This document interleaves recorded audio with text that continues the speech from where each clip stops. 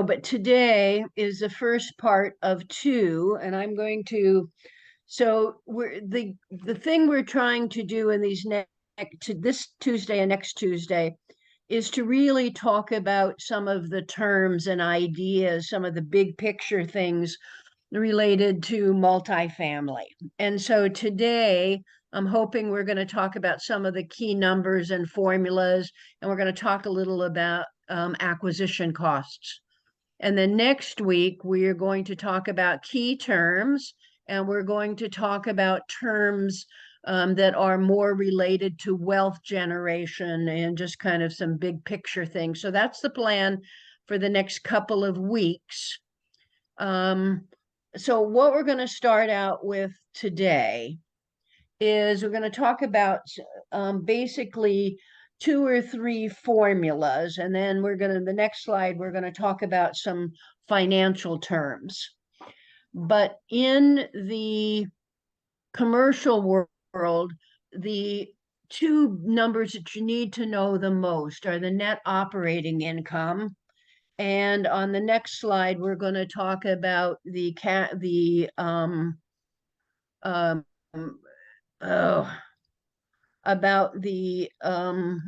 not the cash on cash return, but the DCR, the debt service ratio. And I don't see that here, but we're going to talk about it. So those are the 2 biggest numbers we're going to talk about that you really need to know with any deal. So the net operating income is called the NOI. I've heard people say that it's the NOI. That if there's anything that would make somebody know you are a newbie, it's calling it a NOI. It's the NOI. And the way we get there is it is all income sources from all sources minus all expenses, with the exception of the mortgage and the interest on the mortgage. And in how brokers present it, it also doesn't include the CapEx or the reserves. So when we talk about effective gross income, it is the actual income minus any vacancies you have. And the vacancies are both physical vacancy and the economic vacancy. Economic means bad debt. It means units that are occupied by staff or where they are getting a price break. It also includes any concessions that you may be giving to get things rented up. So it's really, the NOI is really the effective gross income minus operating expenses. Okay. So if we are going to talk for just a minute about debt service is, if you don't have on your phone one of the free financial calculator applications, I would suggest you get it and load it, because that's the one that I use the most. And I was actually trying to get it up on my computer here, and I was having a hard time doing it. But it's the financial calculators. James, do you maybe have that on your hard drive or there on your thing where you can show people what the picture of it looks like? Yeah, hold on. And while he's getting that up, so whenever you get that up, just take it back and share it. But the debt service is going to be entered in what the loan actually is, along with the interest rate and then the amortization. Now, the difference in commercial real estate is that basically you may amortize it over 20 to 25 years, which are the most typical, but these notes balloon about every 3, 5, 7 years, depending on the type of loan you get. And you have to go all the way back through getting another loan financed. And so it's all the way back through the underwriting process. And that's just what James was talking about with a couple of these people. Have you got it there, James? Yep, I'm gonna share Can you my show it? screen. Yeah, hold on. Okay, can you guys see that? No. You have to, can you share your screen? It says you are screen sharing. Okay, well, okay. Anybody Can else see it? can the others of you see it? Because my my No. screen is still showing me. No, I Can can't you- see anything at all. Can you maybe stop sharing on your side, Sharon, or Nicole? I see it too. Yeah. I see it. You gotta choose the Okay. person. Yes, Yeah, now I choose see him. it. That's not the one I'm talking about, James. Okay, so this is a 10B2 that I teach the class on. Which one are you talking about?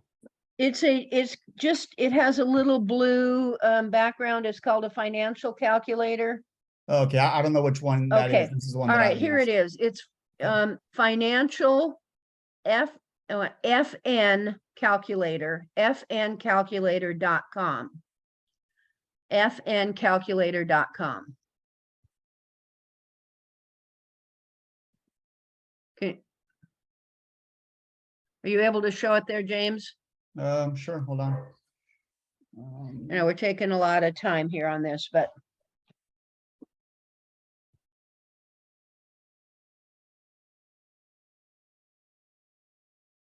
All right, so I got a page with a ton of calculators on it, fncalculator.com.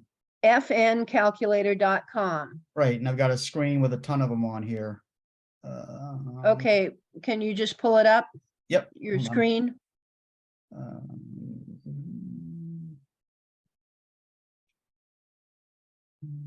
Share, this is financial calculator, all right. It might take a couple seconds. It sounded like it took a little bit for you guys to be able to see it. Is this, oh, okay, no. So this is financial calculator. This is the picture up there at the left corner, that blue, Mhm. that's what you're looking to download. That's what the download picture looks like. And then this just tells you everything that you can get on that for free. So it also has currency conversions. It has regular calculators. It has credit card stuff. It had auto loan calculators, has a lot of things in it. Okay, you can close that out, James. Thank you very much. Okay. Yep, sure. So if you go to the App Store, it's under Easy Financial Calculators. And Okay, it has that logo up there, the exact one that you were just showing, Nicole. so if you don't have it, I would download it because it's free and I use mine all the time. I use it in other countries. I use all sorts of things like that. Hey, can I ask you guys a question? So I have a financial calculator I use for residential forever, that the REM3 calculator, based on a 365-day calendar year. So the commercial ones use 360. So this FN, the Easy Financial, whatever, is that based on 360? So I'm finding it hard to get a calculator that bases it on that, because I have some commercial loans through through some of the local banks, and they base it on 360 a year as opposed to 365. So it just changes the numbers slightly, but You know, Yeah. I actually don't know the answer to that. So that actually is when you're talking about 365 days, when you look at a commercial calendar, it's 360 months, which is the amortization for a loan that is 30 years long. Maybe that's what it is. no, it's actually No, he's right. It Really? really is. Wow, Yeah, I've never seen that. absolutely. And because I've had several loans with some of the local credit unions that do it that way. So every Interesting. time I underwrite it, I'm within like $8 or something, or $10, but I just wanted, Yeah, that's like, weird. am I the only person that's ever had this, question, like, I've had it, it's more to the fact that, what the bank comes up with is a little bit different when I come up with, and I've just never really let it bother me too much because it's within I'm $5 with to you. $10. Yep, exactly. So, but the point here is what I was trying to get for people here is that this is basically a way for you to to quickly figure out what your loan payment is going to be. And it has an online amortization that you can click amortization and it'll show you what the payments are. You can put in, you're going to pay it every 4 months, every 6 months, once a year, extra payments. So there's a lot of little things in there. Now you can do that with the financial calculator that James was showing you.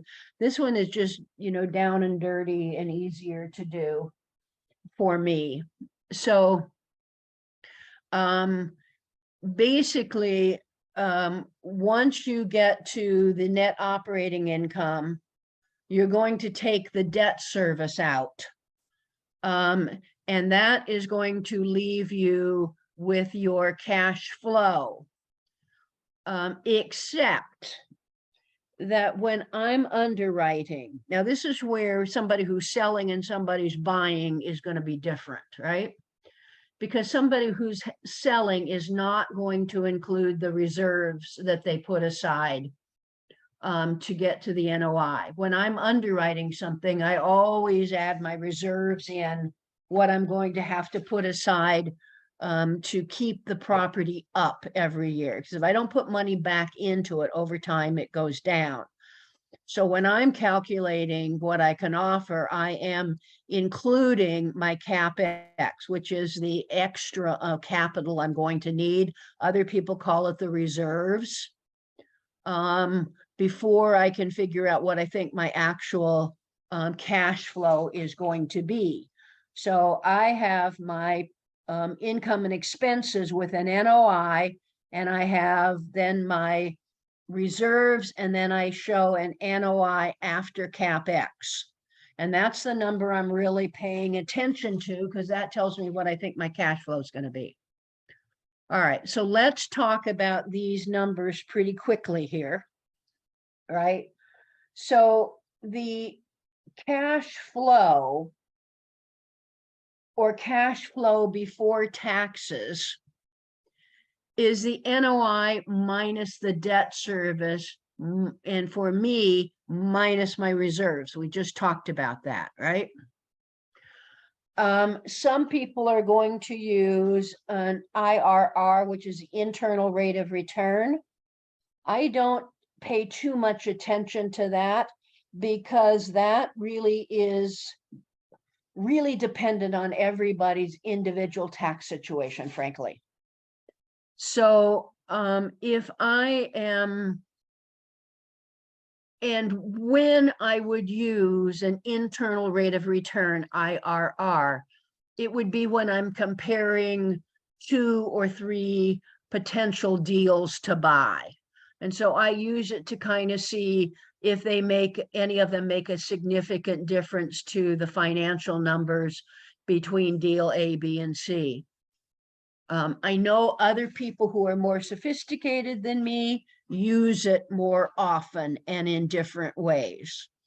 That's just how it has worked out for me, and it works pretty well. And and so if you want to use the IRR, be my guest. But I wouldn't suggest, if you're doing a syndication or trying to bring partners in, that you show an IRR, because it is likely to not be accurate for everybody on the team, because their tax situations are different. Okay, so now let's talk about the debt service ratio. It's also known as the DSR. You also see it as the DSCR. Debt service, it's also another debt service ratio. And what it is once you have the net operating income, you're going to divide that by the mortgage and the interest on the mortgage. Okay. The reason this is important, and this is one of the main numbers that a bank is going to use to decide if they are going to fund this or not. It tells them how risky the loan is. Because the banks use it, I use it too. So if you think about it, banks are not going to loan on something that is less, probably now, less than 1.25, which means that if I had a net operating income, I'm making this up, of $1,250, and my mortgage was $1,000, then when I divide my NOI by the mortgage, I end up with 1.25. So I have enough to cover the mortgage. That's the mortgage and the interest on the mortgage, plus 25%. That's the 0.25, right? So anything less than 1.2 starts to get a little bit risky in my mind. In the 2007-2008 mortgage meltdown for single family, the multifamily got caught up in it because they were making loans at a 1.1, so 10% over the mortgage amount. Well, you think about it, if one of your expenses goes wrong, or if you have a unexpected expense, that is going to get eaten up very quickly because you really don't have much of a buffer. And so I want, going into a deal, to be at least 1.25, 1.3. I want, because that also says that I'm going to have some cash flow for me and my investors, right? Is everybody clear what the DSCR is? Okay, anybody not? Anybody have a question on that? Okay, so then let's kind of talk about the cash on cash return. That is my Bible number. When you are when you're early on and you don't have enough cash flow to pay bills, you are probably needing to pay attention to the cash flow, that you have a nice cash coming out of that to help pay your bills and to get you out of the rat races, if that's what you want to do. But after you're out of the rat race, to me, it's all cash on cash return. That basically tells me how hard my money is working for me. All right.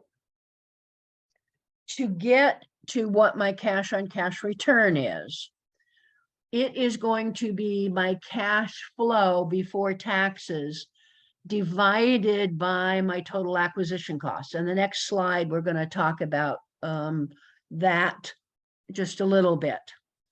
It is going to end up being a percent.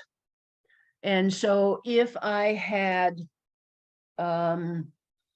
if my number came up 0.08, that means I have an 8% cash on cash return. If it comes up 0.12, I have a 12% cash on cash return. All right.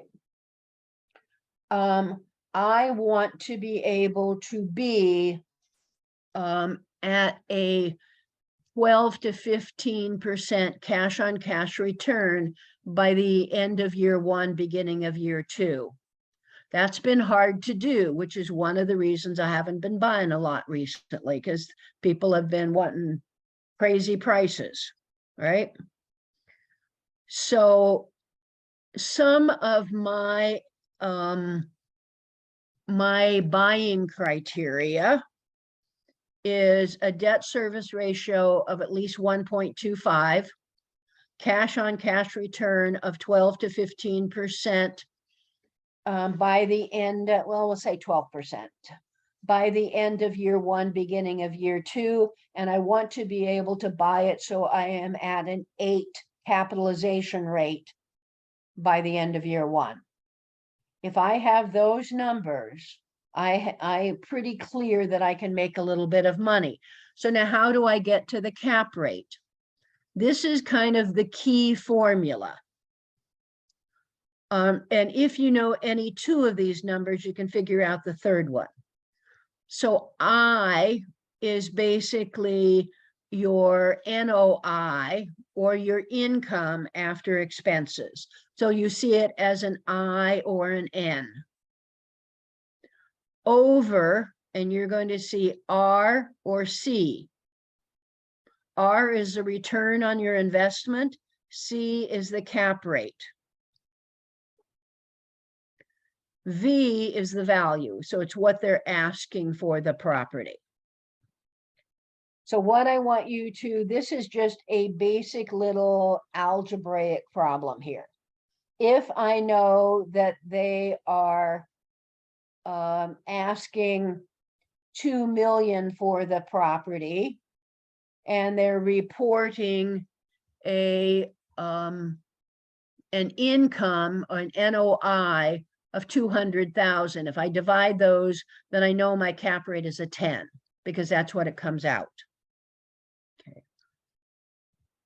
If I know, however, if I know the cap rate and the NOI, I can calculate the value, what they're asking for the property.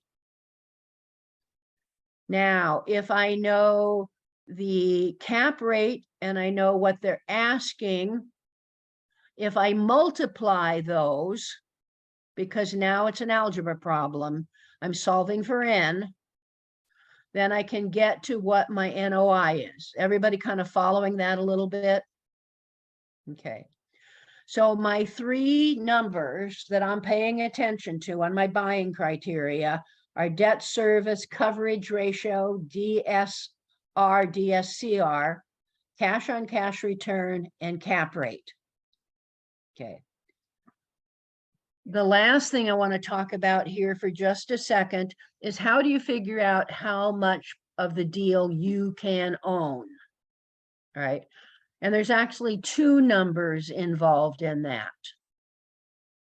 The first thing I need to know is how much my investors want.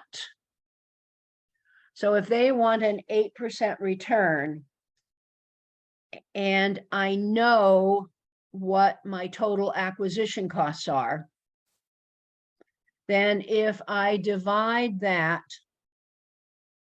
the investor cash flow divided by, so if I multiply those two numbers, the investor desired return times the total acquisition cost, that's going to give me the amount of cash I need to be able to get to the investors every year, right? They want 8% of their acquisition costs every year. So once I know what my investor cash flow needs to be,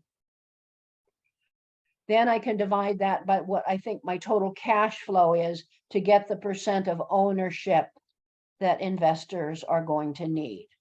And the way it's working these days, it's generally 60 to 70%, somewhere in that number. If I'm doing a big rehab, I want to own 40 to 50% of the deal, because I'm going to be doing a fair amount of work. All right, so let me stop here for just a minute. Actually, let me go on to the next slide for just a minute, and then we will take some questions here. This slide is acquisition cost. If you come back up here, we need to know what our acquisition costs are, right? To be able to figure out how much we can own and to understand what our cash on cash return is going to be. So there's a lot of things that go into the acquisition costs. And this you need to start understanding. It's really important to really understand what investors are going to be getting and what your actually cash flow is going to be. So brokers are routinely going to tell you that your cash on cash return is 10, 12%. But when you dig in a little bit and figure out what they are calculating your acquisition cost to be, it's the down payment. It's rarely all this other things. But if you think about the acquisition cost as all the money you have to bring in to close on the deal, then it's a lot more than a down payment. You're going to have your closing costs, loan points. If you're paying me or somebody else who's putting the deal together, that 1 to 2 to 3% acquisition fee, that's in there.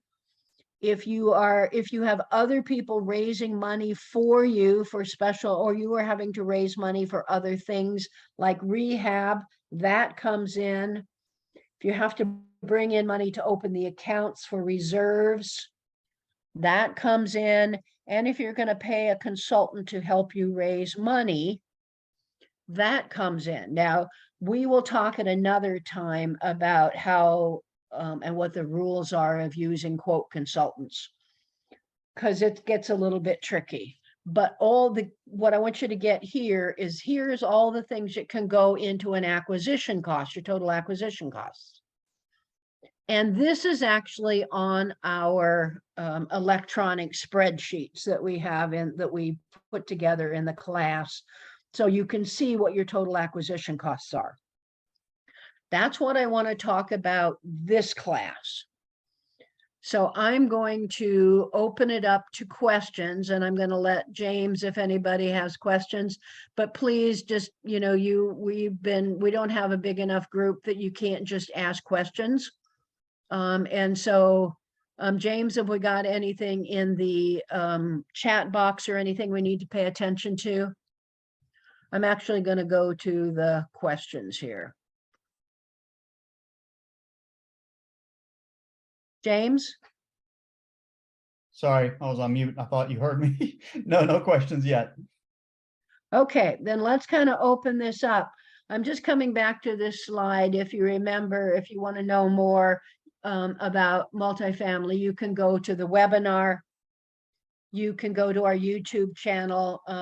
We put up these recordings after these on Thursdays generally, but we have all of our Teaching Tuesdays there. So let me there's a question in the chat, and then just open it up. So James, what have we got there?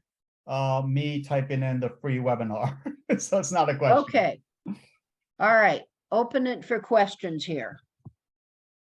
You can just unmute yourself. You don't have to raise your hand or anything.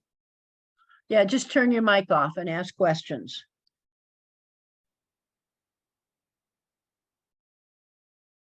Everybody understood all that, right? Wow. I don't think So, I understood it the first time.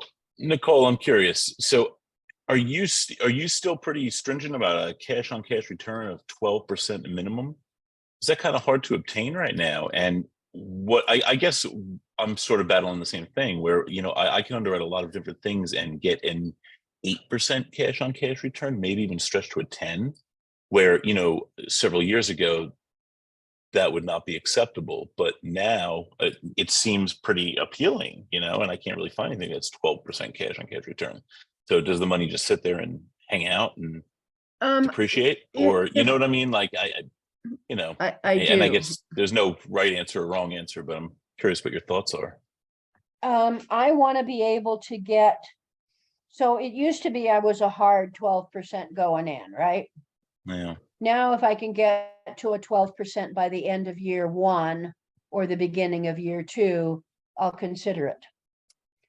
I think what has happened, in my opinion, whether it's true or not, is that because the prices came down so much, or people were paying so much more, cap rates came down so much, that we've gotten to be sort of like the frogs that got put in the cold water and they're slowly turning the water up. And so now we think that an 8% cash on cash or a 10% cash on cash is okay. And I have moved a little bit, but I still think I need to be able to get there, particularly if I've got other people's money involved. Sure. Because I want to get some cash flow too. And it's about, if it's other people's money, I want it to be really safe. And I think we're just at the beginning of starting to see a whole lot of people who can't refinance their mortgages, their commercial mortgages, because of the changes in the interest rates and the prices at which they bought those properties. And you're starting to see you aren't seeing the rents continuing to go up like they were because there's more vacancies. And so there's some downward pressure on rents. You're starting to see in some places that there are some concessions being made to get people to move in. So where maybe 6 months ago I would have been, I still want to be at a 10 to 12% by the end of year one. And even more now, I want to be at a 12% by the end of year one, because there's so much uncertainty in this market, and it is so over leveraged right now. I didn't know how over leveraged until I started seeing some of the bank's numbers. So you actually analyze the cash on cash return on an annual basis. I've never actually thought about it that way. I just do it as cash on cash, my total acquisition cost divided by how much how much I'm making per year the first year out. And I've never actually looked at it on a year-to-year basis like that. But I do calculate it every year, both in what I think my performa is going to be and my actual, because my total cash on cash return on exit is going to be a combination of what I gave them on their cash flow from what the property made and what they get on exit, the extra money of that their equity was going to bring in. So I put those two together to get my annualized cash on cash return. It's a combination of cash flow from the property and the cash, their equity on exit when I refinance or sell. gotcha. Anybody else got any questions?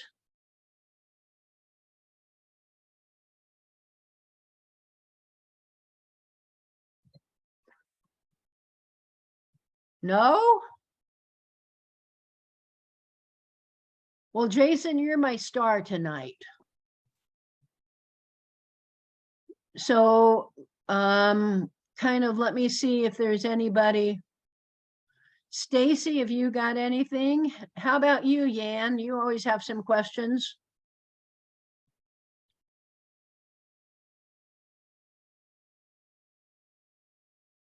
Okay.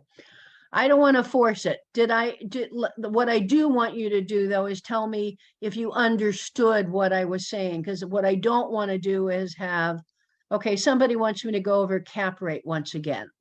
All right. Thank you. Thank you, Nathan. All right. So let me kind of go back to the cap rate.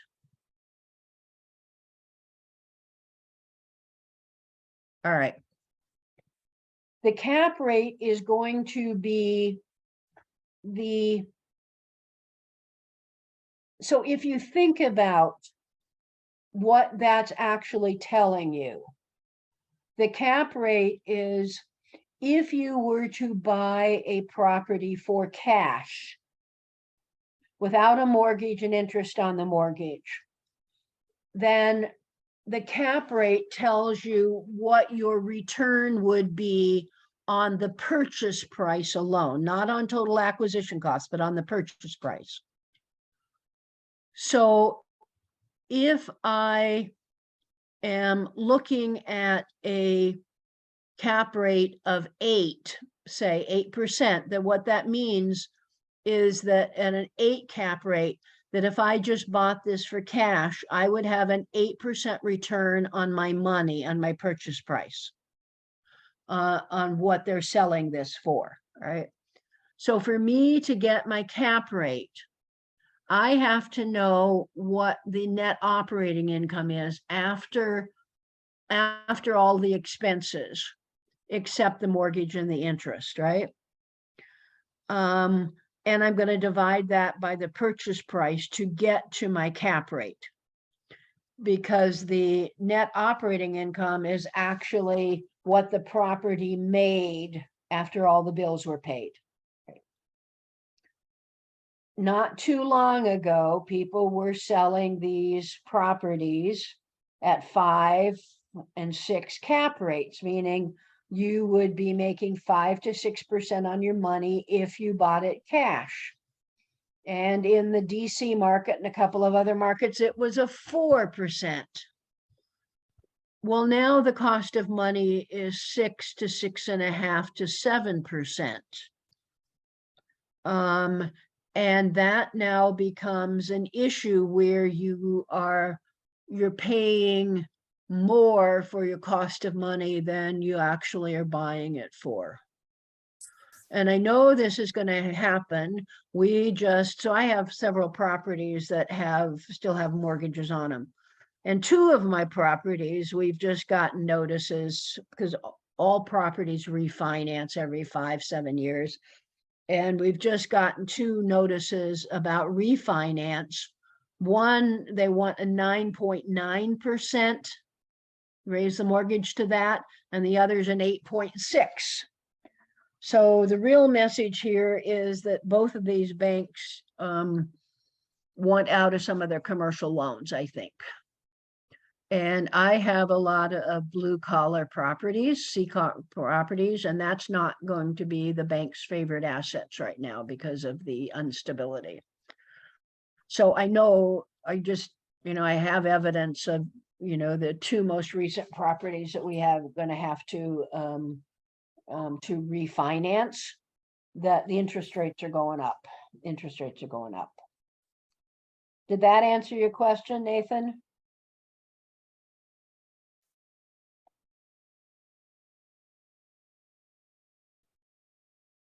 Hello, Nichole.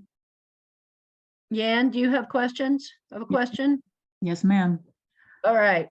So I think from one of the boot camps from David there, I think he said about a cap rate. The higher the cap rate, the property is going to be not the property. I'm sorry. Maybe the neighborhood is not so good. Or the other, and the other way too. The lower the cap rate is, the better neighborhood would be. So is that true?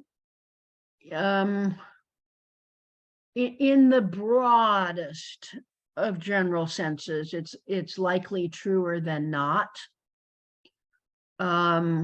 Because A-class properties typically, which are all the bells and whistles, tend to be higher priced than blue collar properties. But it is not true across the board. I have seen, so in your big primary markets, you certainly, like Washington, DC, you see in New York and Chicago and LA, you see things we're selling at a 4 cap. But secondary markets and tertiary markets, we're trying to get on that, and we're selling at a 5 and 6 cap rate, or that's what they were asking. So it's a real generalization, and it's not going to stand up a lot of times. Okay. So it is true that you tend to see lower cap rates in the more desirable markets. But I wouldn't go so far as to say that reflects a good or bad neighborhood. Certainly, if somebody is offering something at an 11 or a 12 cap rate, I want to, when I'm doing my due diligence, there's part of me that goes, oh, good deal, good deal. And there's this other part of me that's going, okay, what do they not want me to know? And so I'm going to pay attention to some of those things in due diligence. Yeah. I don't know if that answers your question. I don't think that is true all the time. No. Yeah, because I have seen someone kind of makes me nervous. Says 17%. So I was kind of nervous seeing those numbers. Yeah, that would make me a little bit anxious too. But you're also going to know that that if they're small properties, the residential realtors don't really know, for the most part, how commercial works. And so you see them being offered at cap rates that, are that are higher than typical. But I would bet there's some problems at a 17 cap rate. Doesn't mean I wouldn't buy it.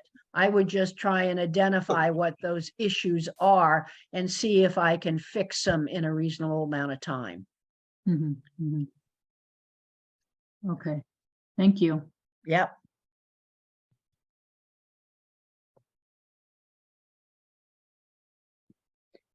All right. Anything else? Is there a formula that you use for putting aside amount for reserves? Yeah, I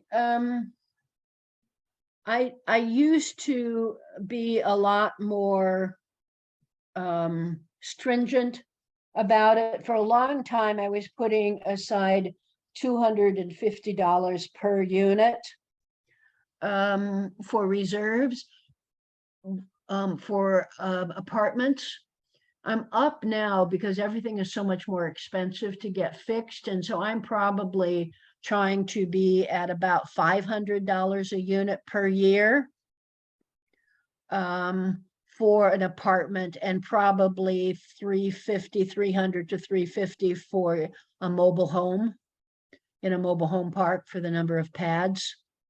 So they're different, they have different reserve amounts, right?